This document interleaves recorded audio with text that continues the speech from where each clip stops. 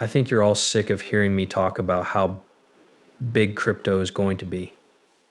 You know it's going to be one of the most important stock orders ever. It's going to be doing this and that. You're probably looking at the whole thing around the gap and thinking, Nick, there have been no changes at all since March. Right now, all coins are worth less than they were in March. What the hell are you trying to do? Are you trying to sell us a used car or something else in this video? I really want to talk about what's going on, and I also need to use words from people like Citi, the DTCCC, as an example to buys to definitely help what's going on right now. That being said, welcome to the channel, everyone. My name is Nick. Who are new to the channel, if you didn't already subscribe by the end of this movie, you should now. Let's take a quick trip back to July 2024, when this movie was first released due to subjective views and abuse. That's some hopium in this picture, is the global head of the DTCC digital property. By the way, the DTCC is closing $3 quadrillion worth of stock deals in line with that mom will keep getting bigger and better every day for over a year. If you want to learn more about how the wiring of the financial infrastructure built on DLT will change in the next year, check out this article. There should be a better digital global CSD framework around the arena so that things can flow in real time. This is especially important now that markets could start trading 24 hours a day, 7 days a week. I mean, it looks like it's getting some speed that we can move things around the arena at very high speed, so let's have hope for the plumbing. This is the DTCC telling you to pay attention. In the next year, we hope to rethink how the financial system built on DLT works. Some of the dates they give us are a little, off. The way I feel is that they must be a bit more rigid, but who knows? There's something going on behind closed doors that we no longer know about. This is one of the biggest companies out there that is doing a lot of business in stocks every year. Also, if we look at this breakdown from PwC called Navigating the Payments Matrix Charting a Course Amid Evolution and Revolution Payments 2025 and Beyond, one of the main points is that the number of cashless transactions will more than double by 2030, according to pages from this report. And that's just talking about the growth. Yes, this is going to stay hot because of digital wallets and bills.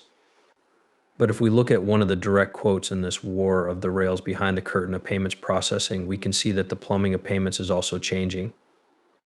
This is because payment methods are shifting from cards and cash to virtual wallets, and regulators are putting pressure on the industry to improve or build up its domestic payment infrastructure. As a result, global card networks and card processors, many of whom are based in the US, are feeling the strain on their middle business and have started to reposition themselves to stay relevant. It will become more and more important to outsource cloud and platform systems. Look it over. I won't be around to see the next 800 years, but there is a problem that needs to be addressed. As you pointed out, part of the evolution is the need to fix the plumbing on the World Bank. You talked about this during the time left of your last meeting. How far away is it? How is the surgery going, AJ? I've become very good at using spanners and tools, and my plumbing skills have really improved. By that flippant comment, I think you meant that the bank has many numbers that are all built to do what they're supposed to do. The question is whether or not we are doing what we need to be doing as a group. And I think getting the bank to work together in its separate parts in a way that looks at a country through that view and uses it as a whole. So we think about what would happen if one part of the bank built infrastructure at Ford School to make it easier for students to get to school, breathe, and drink food and farming methods and other things like that, and that a part of the financial company also works with the public sector, not just for the jobs that the public sector creates, but also for the right set of rules for small businesses, farmers, and bigger organizations. We can make the parts we want, and then we get a virtual cycle. You should not look for C-spin jobs and should think about the impact that jobs have on young people and women. You should also think about your place. As easy as learning whether a water. I think we're missing a chance for the sum of the elements to be bigger than just adding one to one. And I think that's what I was talking about when I talked about the second big part of the system. I also know that we've made real progress. It used to take 19 months on average to get a mission from the community to the board for approval. Now it only takes 16 months on average, and I want it to be 12 by this time next year. We just finished projects in Africa and got them approved in healthcare in 5 countries in less than 100 days and 30 days. They were approved in 2 countries, and we just approved a correspondent banking mission in the Pacific Islands in less than 10 months for 7 countries. It's not easy anymore. It is possible to do. It gets complicated because we also have a responsibility to ESF.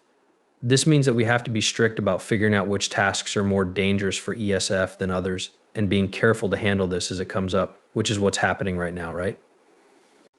The need to improve plumbing around the world is growing significantly. This whole thing we're seeing right now, AI artificial wallets on the blockchain, the outbreak caused a big drop in the use of coins. All of this isn't always the best way to plan ahead. That being said, it is speeding up, especially since there are a lot of the geopolitical battle over things like the BRICS and efforts to make the dollar more valuable is all about the same thing. That's changing the world's money system from paper to digital, and it's also changing this smoke dog, the plumbing of payments is also changing. The promise of blockchain generation to greatly improve the plumbing of money flows is becoming more and more common. Savings that can be traded to tokenized accounts in the normal economic system plumbing that was added to the Fed. We now have North America as a center for new ideas, from Main Street to Wall Street and everywhere in between. From Main Street to Wall Street, the promise of blockchain generation to greatly improve the plumbing of economic flows that big institutions depend on is becoming better known. This is where we really see demographic and technological benefits. 99% of moving solid coins are tied to the US dollar. 1441 trillion US dollars will move into high-cost payments and wholesale finance in 2021. 88% of all foreign exchange transactions will be in USD, and these are the state business laws. A standard law fee is usually used to keep virtual property up to date. I just recently talked about this in a movie, and it should be done by about 2020. As we said before, a lot of these things are already in place. For example, the use of digital assets is growing quickly as more regular people join the market. This will only keep increasing tradable bank savings in traditional economies. This is tokenized deposits, like being able to connect to FedNow when it goes live. The part that tradable bank accounts play in FedNow, all of this is now being added in. The pipes are being changed.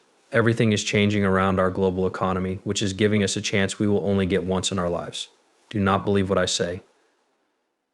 Believe what Citi CEO Jane Fraser says. The change we are going through is one that will never happen again. The economic machine is being put back together around a virtual frame. Smart money isn't taking this moment lightly, and neither should you. This is a huge place to smoke a dog. Look at our long list of jobs.